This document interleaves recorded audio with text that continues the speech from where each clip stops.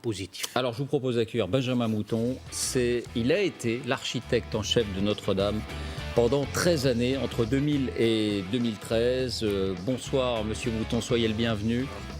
Pas mal de questions à vous poser. Et la première peut-être, est-ce que ce soir, on a la certitude que Notre-Dame, que l'édifice est sain sur ses bases? C'est-à-dire que ce qui a été préservé tiendra le coup? Non. Non, on n'est pas sûr. On n'est pas sûr parce que le feu est éteint, mais il y a une jonchée de bois calciné et trempé sur les voûtes. Et avant d'arriver sur les voûtes, ils ont fait un choc mécanique sur les voûtes qui les a ébranlées. Je regardais la photo, la voûte de la croisée était connue pour être la plus fragile. On va la revoir. Et puis les bois calcinés sont sur la pierre, calcinent la pierre, et à 900 degrés, la pierre se transforme en chaux. C'est-à-dire elle perd ses capacités mécaniques. Or, c'est les parties supérieures des voûtes qui sont fondamentales pour la structure des voûtes. Et puis après, il y a les pompiers qui sont arrivés, qui ont mouillé tout ça. Et puis maintenant, il y a la charpente qui fait une surcharge sur les voûtes. Donc, je pense qu'on pourra être plus précis sur l'état de la cathédrale lorsqu'on aura mis un parapluie, lorsqu'on aura déposé lentement pour ne pas faire de réaction et qu'on verra l'état des voûtes. Je pense qu'avant, on ne le saura pas vraiment. Est-ce que vous avez été surpris que le feu ait... Non pas qu'il y ait eu un feu, mais qu'il se soit propagé et qu'il ait pris cette ampleur aussi rapidement? Tout à fait. Incompréhensible. Incompréhensible. Je suis stupéfait. C'est du très vieux chêne. Et on dirait qu'il a brûlé comme des allumettes, comme si c'était une autre essence très, j'allais dire, volatile ou combustible. Je ne comprends pas. Vraiment, je ne comprends pas du tout. C'est très impressionnant. Vous ne voyez pas quelle pourrait être l'origine de ça? L'origine Du feu? a aucune idée. Enfin, l'origine elle-même, on est dans la certitude, la piste de l'accident est privilégiée, mais la propagation, vous dites, c'est étonnant. La propagation, elle est extrêmement curieuse. Alors évidemment, c'est parti de la croisée, puis ça s'est propagé ensuite sur le chœur, la nef, le transept. Parce qu'on entend beaucoup de commentaires qui disent, c'est ce qu'on appelle la forêt, cette zone très, très grande, très importante, très volumineuse de charpente, que cette charpente pourrait brûler finalement presque comme du petit bois. Vous vous inscrivez en faux. Vous dites ce type de bois ne brûle pas comme ça. Bah non. Vous savez, du chêne qui a 800 ans, c'est très dur. Essayer d'en faire brûler, enfin moi j'ai jamais essayé. Mais du vieux chêne, c'est pas évident du tout. Il faut mettre beaucoup de petits bois pour y arriver. Là, je sais pas s'il y en avait. Non, j'arrête de plaisanter. Je crois que non, moi ça me stupéfie beaucoup. Et où vous mène cette réflexion? À quelle hypothèse elle vous amène? Je vois pas d'hypothèse que je puisse dire. Quelle hypothèse on pourrait dire? Que ça a été vite. Qu'on aurait pu faire autre chose pour que ça n'aille pas aussi vite. Moi, je me perds en conjecture. Vous savez, on a fait à Notre-Dame, juste avant que je prenne ma retraite, c'est-à-dire dans les années 2010, on a remis à plat toute l'installation électrique de Notre-Dame. Donc, il n'y a pas de possibilité de court-circuit. On a remis à plat, et aux normes contemporaines, même en allant très loin, toute la détection et protection incendie de la cathédrale, avec des éléments de témoins, de mesures, d'aspiration, etc., qui permettaient de détecter un départ de feu.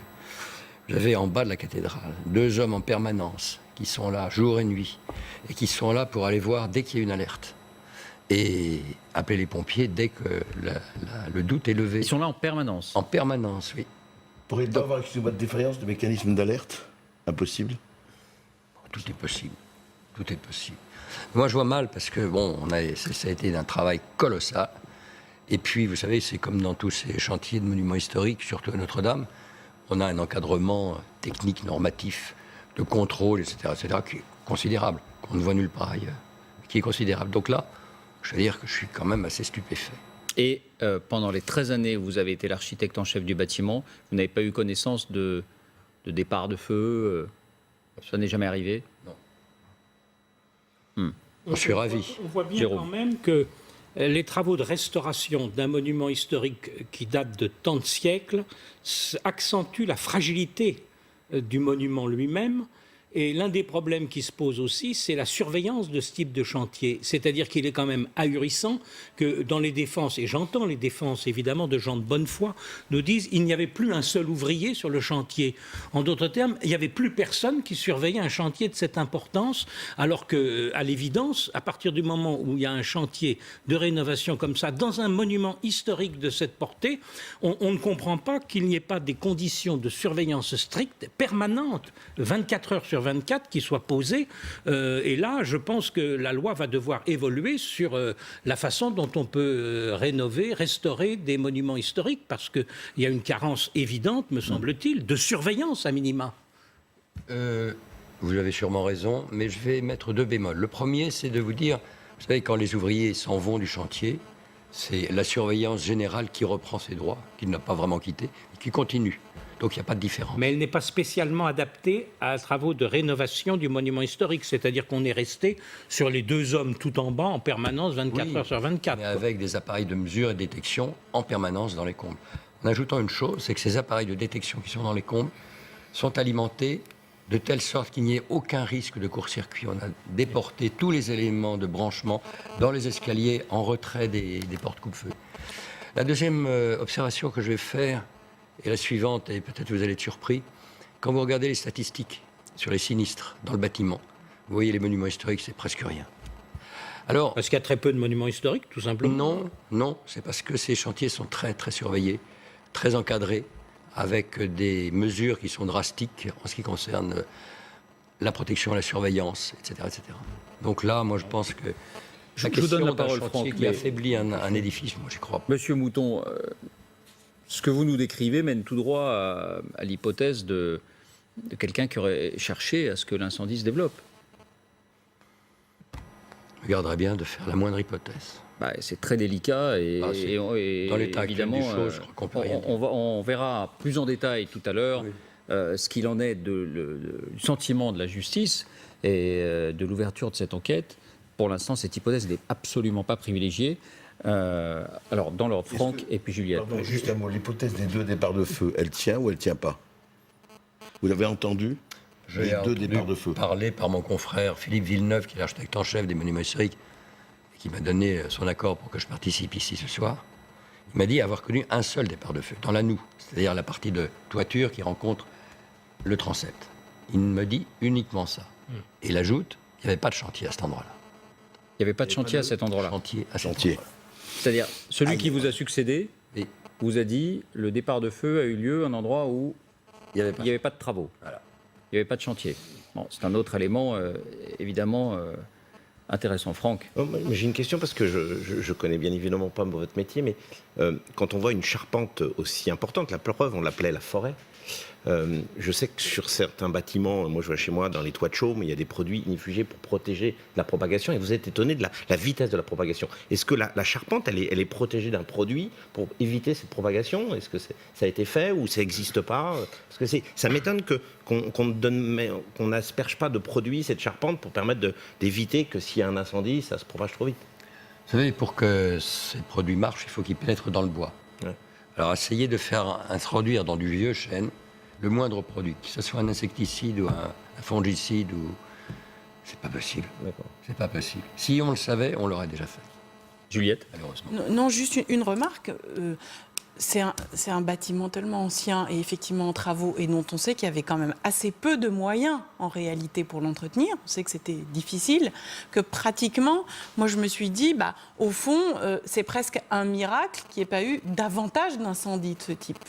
Sur toute la durée, vous voyez, sur toute la durée depuis laquelle, tous ces siècles, depuis lesquels existe la Notre-Dame de Paris, c'est vrai qu'on pouvait se dire, c'est presque exceptionnel qu'il n'y ait pas eu davantage d'incendies. Et la deuxième chose, c'est que je trouve que malgré tout, les conditions dans lesquelles ceux qui étaient présents dans la cathédrale ont évacué très vite les œuvres d'art qui pouvaient être sauvées, le fait qu'il n'y ait eu aucun blessé, aucun mort, on ne le dit pas, mais ça montre quand même qu'il y a eu une très grande réactivité, à la fois de la sécurité civile, des forces de l'ordre, probablement des gardiens, à préserver ce qui pouvait être préservé. Et donc, malgré tout, moi j'ai de l'admiration pour le fait qu'un tel incendie a été vite relativement vite Et les circonscrit. sapeurs-pompiers de Paris, Évidemment les sapeurs-pompiers de Paris, évidemment la sécurité civile, probablement aussi le personnel de Notre-Dame de Paris. Donc, je trouve que c'est quand même admirable, mais voilà, ce qui ne Les remet en questions rien sont en cause ce que vous dites. Moi, je suis tout à fait d'accord avec vous. Moi, j'ai toujours considéré que la conservation de cette charpente, qui est exceptionnelle, de démonstration de l'art de la charpenterie de la fin du XIIe siècle, et puis ensuite qui reprend au début du XIIIe siècle, comme s'il y avait une filiation dans l'art de la charpente, avec des améliorations qui étaient apportées dans la nef. C'est un tableau absolument fascinant qui n'existait nulle part ailleurs. Et le fait que ça soit encore debout en 2013, quand je suis parti jusqu'à hier, avant-hier, pardon, c'est vrai que ça tient du miracle. Et ce miracle, j'ose pas dire qu'il nous joue des tours, mais peut-être quelquefois on se dit, bon, on a pris toutes les mesures et ça devrait aller. Et puis, que voulez-vous, je crois que de toute façon, le risque zéro n'existe pas.